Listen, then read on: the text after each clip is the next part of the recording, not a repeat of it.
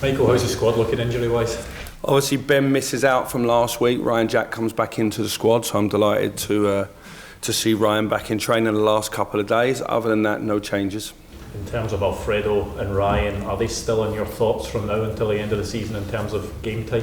Yeah, Ryan's not returned to training, so he had a slight issue last week in training, so we've kept him out. Alfredo will still be in the squad and still be available for selection if we so be it. Have you talked to him this week after the comments you made after the game on Saturday? No, I spoke to him before I made those comments. I was asked a question and I didn't think it was his best performance in terms of energy. I've not had to say that too much working with him. Our relationship's really honest and upfront and always has been. There's no issue between me and him, but likewise with any player, if I think their energy needs to be better, I'll say it, and it's just the honesty, and they respect that because it's two-way. Of course, there's a lot of talk about transfer activity at this time of the year. What can you tell us about Dujon Sterling?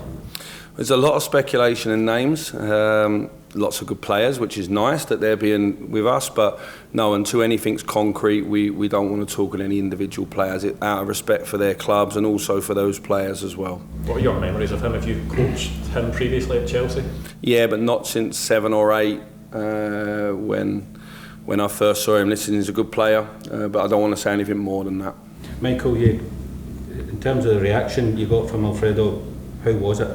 No, fine. Alfredo he's quite robust. You know, he's lived and worked in Scotland for 5 or 6 years. A lot worse has been said about Alfredo in that time than I felt he could have made a more positive impact. He's fine. We talk, we get on. He's trained well this week. He's available for selection. He's a Rangers player until he moves on. And so, no, there's no drama there with me and Alfredo whatsoever. Still confident you can make a good contribution if he starts tomorrow? Yeah, I think he's keen. I think he's keen to continue playing, and he's keen to keep showcasing what he can do. It's important for Alfredo that he finish his time at Rangers well, and also for Alfredo what he wants to do in the future.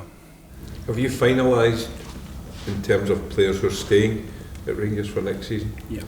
How did those conversations go then? Each one was different. I suppose I know these players and I've known them for a long time, so I've seen most of them on the way in, and each person's situation was different, but everyone took it in the right way and we're all on the same page. Obviously there's some players that are in contract that futures might be elsewhere as well, but all of that obviously remains in private, but I've got no issues with any of the players, and the way that we speak is really open and honest. Is there a possibility that because some players may have been told the futures lie elsewhere, that their thoughts may already be elsewhere? No, I don't think so. No, I think this game certainly it focuses your attention because you live in a city where this game is hugely important to everybody, not one or two people or a certain amount. Every single person in this city has got a say and a feeling and an allegiance to one of these two teams, and I think the players are aware that they would like to give their fans something to hold on to over the summer. What would a win mean tomorrow? Like it always does in this fixture, it would mean a lot. We can't do anything now about what's gone past. In the last 2 games, I think we've performed well and things have gone against us because, one, we're playing against a very good opponent in Celtic, and secondly, we've shot ourselves in the foot in key moments in both ends of the pitch. Tomorrow the team looks a little bit different than the last 2 games, so there's opportunity for players to play, opportunity for players to do well in this game, and it's a game that's watched worldwide, so there should be a lot of excitement and energy towards this fixture from my team. Different in terms of personnel or tactically? No, difference in terms of personnel. Tactically we're very similar no matter how we line up in formation. The way we play is always very similar. Michael, what's your thinking in goals? Does Alan come back in, or you want to give Robbie another crack? No, Robbie will play. It's big faith and trust in him then. Yeah, I've got faith in him. He wasn't available for the majority of the time that I was here. When he was getting back, it was important I gave him a chance to get rhythm in training and a couple of the B team games. And we're at a stage now where I think it's a moment for Robbie to have a run of games where he can showcase what he has. And I thought last week was a real good step in the right direction for him. And it was the first time in a long while that he started a game, and I thought he was excellent. It's important for you to see him in games like this.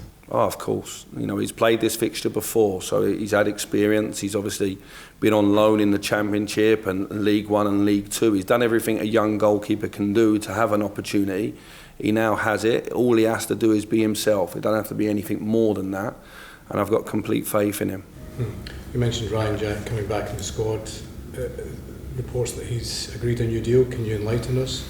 Nothing on that at the moment. The talks are ongoing. I've stated publicly that I would like Ryan to stay, so that will probably give you a steer towards where that's going to end up. And just on the game, I mean, obviously these games are massive, but to take added significance for Rangers given that you haven't beaten Celtic this season? Yeah, listen, it's been a season of disappointment. We spoke about it. What I would like to do is just focus on this game. It's 4 games to go. The season's coming around. It's going to end within 2 weeks, and there's 4 games. We want to end the season well. In the main, our league form's been fantastic.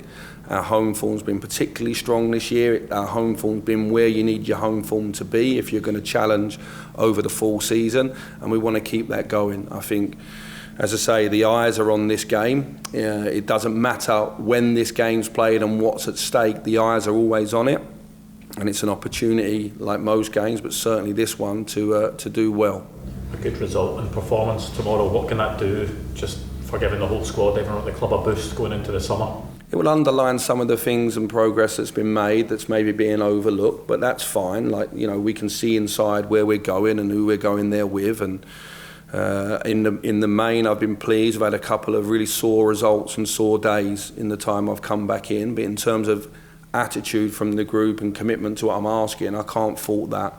It's important that we start to show that we can win against opponents of similar level or a higher level than us. That's the challenge for this group now in the next 4 or 5 months, to prove that on the days where the game is imbalanced, that we have the big moments. In the games when it's in Europe, where you might see another team's name and think their squad's worth more or whatnot, that this team stand up and show it. They've done it in the past.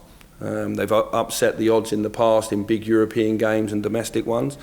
And I would say to this team, this group, that they need to start doing that again. In terms of your recruitment, Michael, how important is it that players who come in start and hit the ground running? Because there's going to be very little room for slippage next season again, by the looks of things. Yeah, we'll have a foundation of players from this season that have done well in terms of knocking out results in the league. We'll have a foundation, so we're not going to start with a completely new 11, of course, and then we want to get our recruitment done early. We return to training on the 30th of June, and I expect to see some new faces either before that or certainly in the first 2 weeks of pre-season.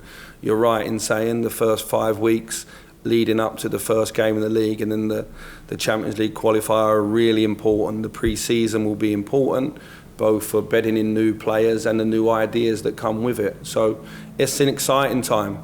We've got to get through the next 2 weeks first, and but a lot of that work and planning is going on in the background. I've obviously been busy with that. It's been a really important part of my role and my thinking since November. It's not just in the last 3 or 4 weeks. It's been a constant that we want to build a stronger Rangers for next season, and that's what we're busy doing. In terms of behind the scenes, where are you with somebody to help you with recruitment?